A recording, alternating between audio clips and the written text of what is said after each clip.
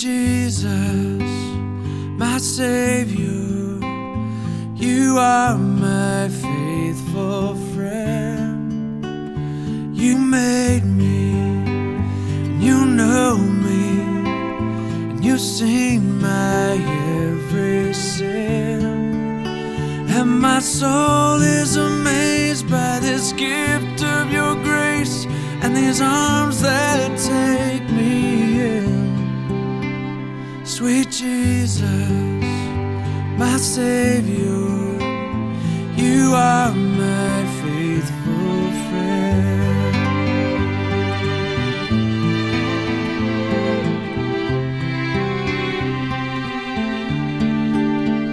Sweet Jesus, my shelter, you are my faithful friend, the refuge that I run to when my world comes closing in. Why should I be afraid when I know I am saved by the arms that take me in?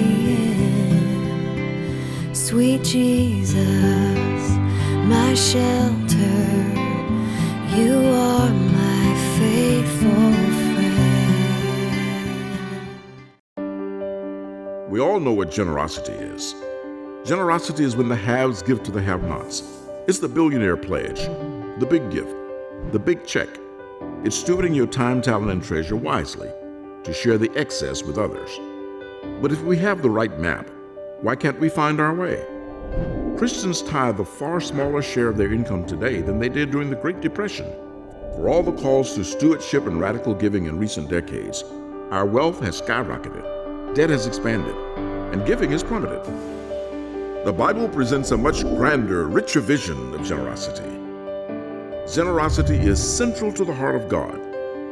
It's not about money, and it's not about me.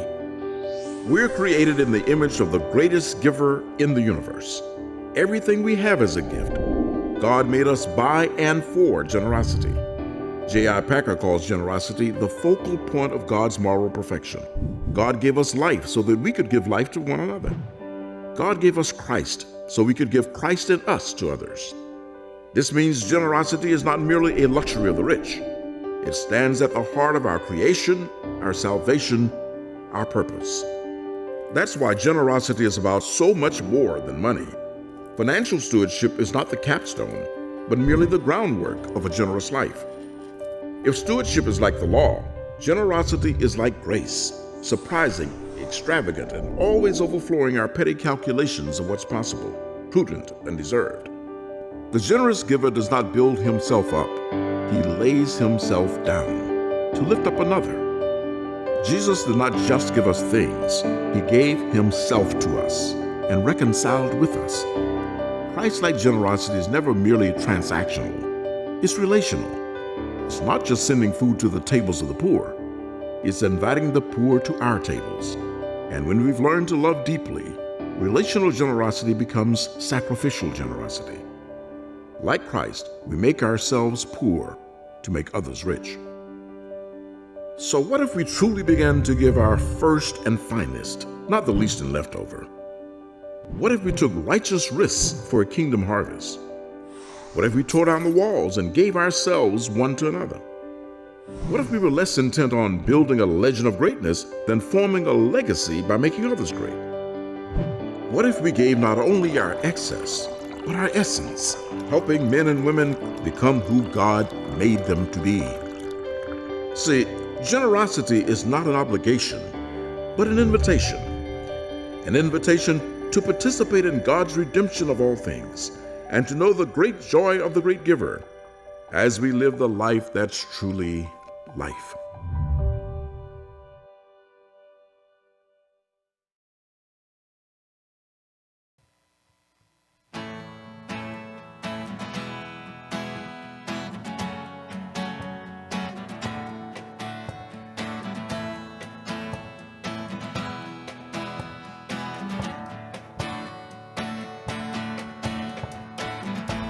Blessed be your name in the land that is plentiful, where your streams of abundance flow. Blessed be your name. Blessed be your name. When I'm found in the desert place, though I walk through the wilderness, blessed be your name. Every blessing you pour out, I'll turn back to praise. When the darkness closes in, Lord, still I will say, blessed be the name of the Lord. Blessed be your name. Blessed be the name of the Lord. Blessed be your glorious name. Blessed be your name. When the sun's shining down on me, when the world's all as it should be, blessed be your name. Blessed be your name. On the road marked with suffering, though there's pain in the offering, blessed be your name. Every blessing you pour out, I'll turn back to praise. When the darkness closes in, Lord, still I will say, blessed be the name of the Lord. Blessed be your name. Blessed be the name of the Lord. Blessed be your glorious name. You give and take away. You give and take away. My heart will choose to say, Lord, blessed be your name. Blessed be the name of the Lord. Blessed be your name. Blessed be the name of the Lord. Blessed be your glorious name.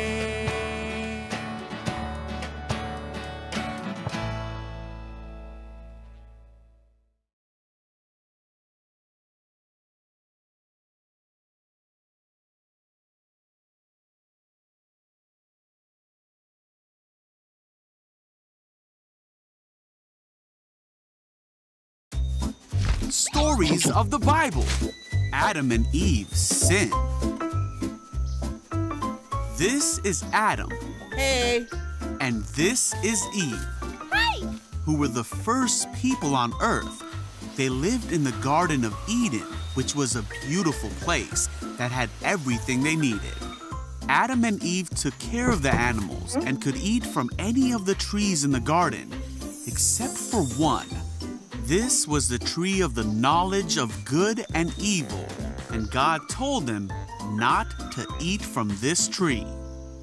There were lots of animals in the garden, but the serpent was the most clever of all the wild animals God had made.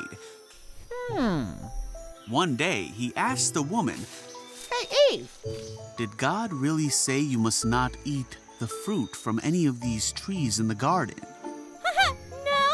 Eve said that they were able to eat from all of the fruit trees except the fruit from the tree in the middle of the garden. For God said, "You must not eat or even touch it. If you do, you will die." No, that can't be. "You won't die," said the serpent. "God knows that as soon as you eat it, you will be like God, knowing both good and evil." Oh. The woman was convinced. She saw that the tree was beautiful and its fruit looked delicious, and she wanted the wisdom it would give her. So she took some of the fruit and ate it. Then she gave some to Adam, and he ate it too. At that moment, their eyes were opened, Oh, no. and they suddenly realized they weren't wearing clothes and were embarrassed. so they sewed fig leaves together to cover themselves. When the cool evening breezes were blowing, Adam and Eve heard God walking about in the garden. Hide! So they hid from God among the trees. Then God called to Adam, "Where are you?" Adam said, "I heard you walking in the garden, so I hid. I was afraid because I was naked." "Who told you that you were naked?" God asked. "Did you eat from the tree I told you not to eat from?" Adam said, "It was the woman you gave me who gave me the fruit, and I ate it." Then God asked Eve, "What have you done?" "The serpent tricked me," she replied. "That's why I ate it." Then God punished the serpent by making it so he would crawl on his belly from then on. He told Eve that she would have great pain in her life. Then God said to Adam that because he listened to Eve and did not obey what God had told him to do, his life would be very difficult. He would have to work hard to get food to eat, God said, "For you were made from dust, and to dust you will return." Then God made them clothing from the animals, but God knew that Adam and Eve could no longer live in the garden because of their sin, so he sent them away and closed up the garden.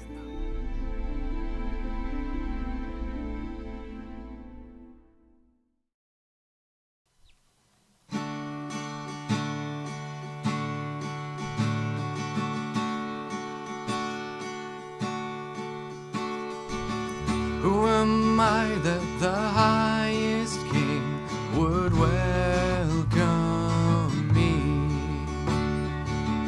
I was lost, but you brought me in. Oh, his love for me. Yes, his love for me. Who the sun sets free is free indeed. I'm a child of God. Yes, I am. Free at last, he has ransomed me. His grace runs deep. While I was a slave to sin, Jesus died for me. Yes, he died for me. In my Father's house, there's a place for me. I'm a child of God. Yes, I am. And the sun sets free and is free indeed. I'm a child of God. Yes, I am.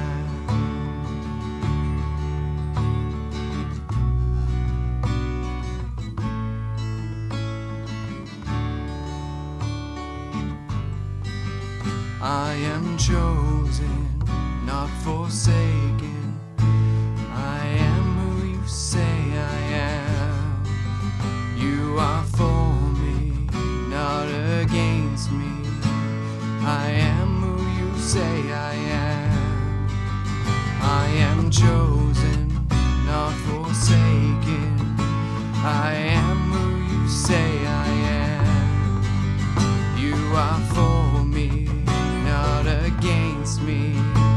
I am who you say I am. Yes, I am who you say I am. Who the sun sets free, oh, is free indeed. I'm a child of God. Yes, I am. In my Father's house, there's a place for me. I'm a child of God. Yes, I